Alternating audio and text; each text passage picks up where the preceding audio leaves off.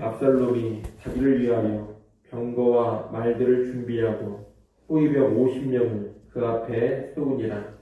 압살롬이 일찍이 일어나 성문길 곁에 서서 어떤 사람이든지 송사가 있어 왕에게 재판을 청하러 올 때에 그 사람을 불러 이르되 너는 어느 성읍 사람이냐 하니 그 사람의 대답이 종은 이스라엘 아무 지파에 속하였나이다 하면 압살롬이 그에게 이르기를 보라 내 일이 옳고 바르다마는 내 송사를 들을 사람을 왕께서 세우지 아니하셨다 하고 또 압살롬이 이르기를 내가 이 땅에서 재판관이 되고 누구든지 송사나 재판할 일이 있어 내게로 오는 자에게 내가 정해 베풀기를 원하노라 하고 사람이 가까이 와서 그에게 절하려 하면 압살롬이 손을 펴서 그 사람을 붙들고 그에게 입을 맞추니 이스라엘 무리 중에 왕께 재판을 청하려 오는 자들마다 압살롬의 행함이 이와 같아서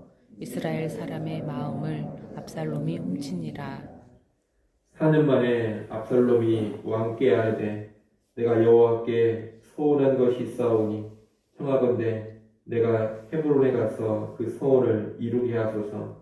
당신의 종이 아람 구술에 있을 때에 서원하기를 만일 여호와께서 반드시 나를 예루살렘으로 돌아가게 하시면 내가 여호와를 섬기리이다 하였나이다. 왕이 그에게 이르되 평안히 가라 하니 그가 일어나 헤브론으로 가니라. 이에 압살롬이 정탐을 이스라엘 모든 지파 가운데에 두루 보내 이르기를 너희는 나팔 소리를 듣거든 곧 말하기를 압살롬이 헤브론에서 왕이 되었다 하라 하니라. 그때 청함을 받은 200명이 압살롬과 함께 예루살렘에서부터 헤브론으로 내려갔으니 그들은 압살롬이 꾸민 그 모든 일을 알지 못하고 그저 따라가기만 한 사람들이라. 제사 드릴 때에 압살롬이 사람을 보내 다윗의 모사 길로 사람 아히도벨을 그의 성읍 길로에서 청하여 온지라. 반역하는 일이 커가매 압살롬에게로 돌아오는 백성이 많아지니라. 아멘. 형 암논을 죽이고 구슬로 도피한 압살롬은 요압의 도움으로 다시 에루살렘으로 돌아왔습니다. 하지만 에루살렘으로 온 지 2년이 지나도 다윗은 압살롬을 만나주지 않았습니다. 그러다가 요압의 중재로 다윗이 아들 압살롬을 만나기는 하지만 냉랭한 만남이었습니다. 2년간의 냉대와 더불어서 이 냉랭한 만남까지 압살롬의 분노는 더욱더 커져갔습니다. 이후로 압살롬은 아버지 다윗에 대한 본격적인 반역의 계획을 세우고 진행합니다. 그는 먼저 자신을 위엄있게 드러냅니다. 1절에 보면 압살롬이 자기를 위하여 병거와 말들을 준비하고 호위병 50명을 그 앞에 세웠다고 합니다. 압살롬은 외모가 출중한 사람이었고 왕이 계승 서열에 있어서도 현재 1순위였습니다. 이런 그가 말과 병거와 호위병으로 자신을 과시함으로써 백성들이 그를 우러러보게 만든 겁니다. 아울러 그는 백성들의 마음을 얻기에 힘썼습니다. 2절로 6절에 보면 백성의 마음을 얻어가는 압살롬의 방법을 잘 보여주고 있습니다. 압살롬은 다윗 왕을 깎아내립니다. 백성들의 절박한 사정을 외면하고 있는 나태하고 무능한 왕, 백성들의 재판을 제대로 행하지 않는, 정의를 실천하지 않는 왕, 그런 왕으로 깎아내리는 겁니다. 반면에 자기는 아주 일찍부터 성문에 나와서 재판하러 온 백성들의 이야기를 듣고 살핍니다. 자기는 다윗과 달리 백성들을 걱정하고 배려하는 사람이라고 부각을 시키는 겁니다. 또한 자기가 재판관이라면, 다시 말해 자기가 왕이라면 너희를 위해서 정의를 행할 것이라고 말합니다. 한마디로 나를 왕으로 지지해 달라는 그런 소리를 하는 겁니다. 아울러 왕자인 자신에게 절을 하려고 하는 사람이 있으면 절받기를 거절하고 끌어안으면서 입을 맞추었습니다. 아주 겸손하고 친근한 태도를 보여준 겁니다. 이런 식으로 해서 압살롬은 다윗에게 향하던 백성들의 마음을 자신에게로 향하게 했습니다. 6절 맨 뒤에 보면 압살롬의 이런 모습을 가리켜서 이스라엘 사람의 마음을 훔쳤다고 말하고 있습니다. 이런 식으로 해서 4년이 지난 후에 압살롬은 이제 반란을 일으키려고 합니다. 4년간이나 물밑 작업을 한 것은 그만큼 압살롬이 치밀하고 신중한 사람이라는 것을 보여줍니다. 압살롬은 이제 말을 잡고서 다윗에게 가서 헤브론에 가서 내가 제사를 드리고 싶다고 말합니다. 다윗은 압살롬의 말을 그대로 믿고 압살롬을 헤브론으로 가게 합니다. 아버지 다윗의 허락을 받고 헤브론으로 간 압살롬은 그곳에서 거병하는 일도 아주 치밀하게 준비합니다. 10절에 보면 압살롬은 먼저 온 이스라엘 땅에 정탐, 다시 말해 자기의 첩자들을 보냅니다. 그리고 봉기의 나팔 소리가 들리면 압살롬이 헤브론에서 왕이 되었다는 소식을 퍼뜨리라고 합니다. 이스라엘 전역에 압살롬이 왕이 되었다는 소식을 아주 빨리 퍼뜨리려는 그러한 계책입니다. 또한 압살롬은 헤브론으로 내려갈 때 예루살렘의 지도층 인물 200명을 초청해서 함께 데리고 갔습니다. 헤브론에서 공개할 때 200명은 인질이 될 것입니다. 동시에 압살롬과 함께 있는 200명의 지도자들은 압살롬을 지지하는 사람으로 백성들에게 비춰지게 될 겁니다. 다시 말해 예루살렘의 유력한 인물들 200명을 인질로 삼음과 동시에 이들이 다윗이 아닌 압살롬을 왕으로 지지하는 그런 모양새를 만들어낸 것입니다. 아주 치밀한 계략이라고 말할 수 있겠습니다. 거기다가 다윗 왕의 최고의 모사인 아히도벨까지 자기 편으로 만들어서 헤브론으로 데리고 옵니다. 이 아히도벨은 밧세바의 할아버지인데 아마도 자신의 손녀인 밧세바와 간음을 하고 밧세바의 남편 우리야까지 죽여버린 다윗에 대해서 반감이 있었던 것으로 보입니다. 여하튼 압살롬은 다윗의 최고 전략가마저 포섭을 하고 반란을 일으킵니다.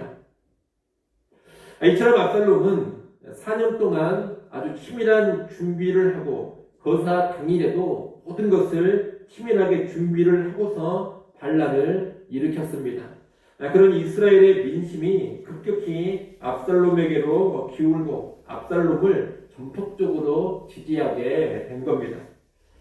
이상의 모습만 보면 압살롬이 일으킨 반란은 성공할 수밖에 없는 반란으로 보입니다. 오랜 시간을 들여서 모든 것을 치밀하고도 완벽하게 준비했습니다. 아무런 결정도 없이 아주 철저하게 준비된 반란인 것입니다.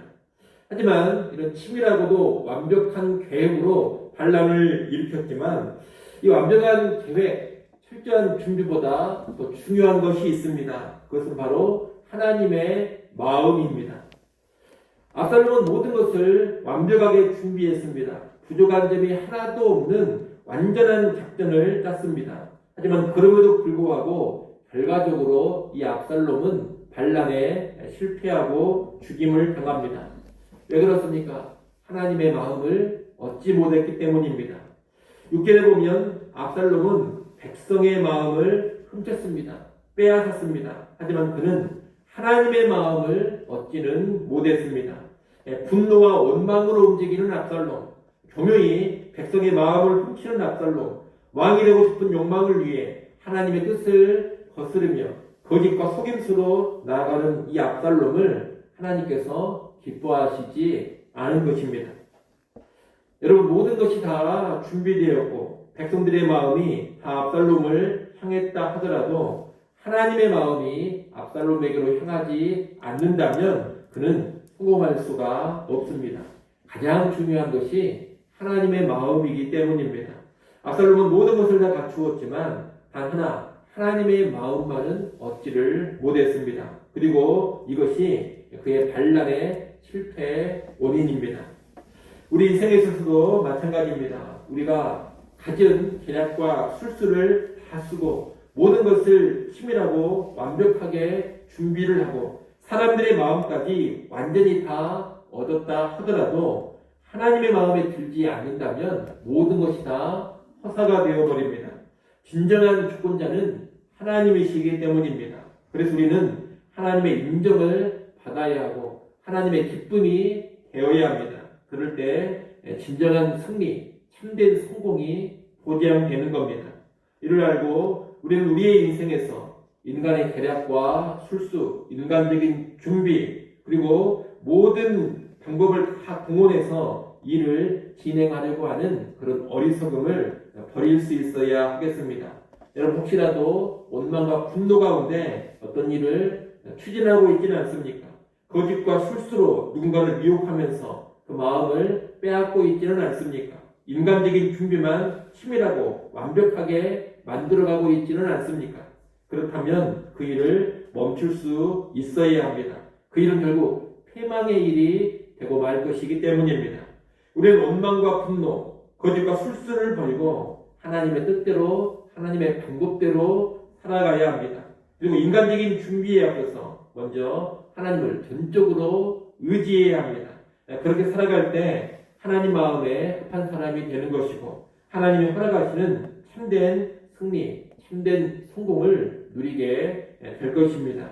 아무쪼록 오늘 본문의 이 압살롬의 모습을 보면서 우리가 하나님 마음 얻는 것이 얼마나 중요한지를 깨달으시고 언제나 하나님 앞에 합당하게 행하시고 하나님을 먼저 의지하며 하나님 마음 얻어가는 그러한 성도들 될 수 있기를 간절히 축원합니다.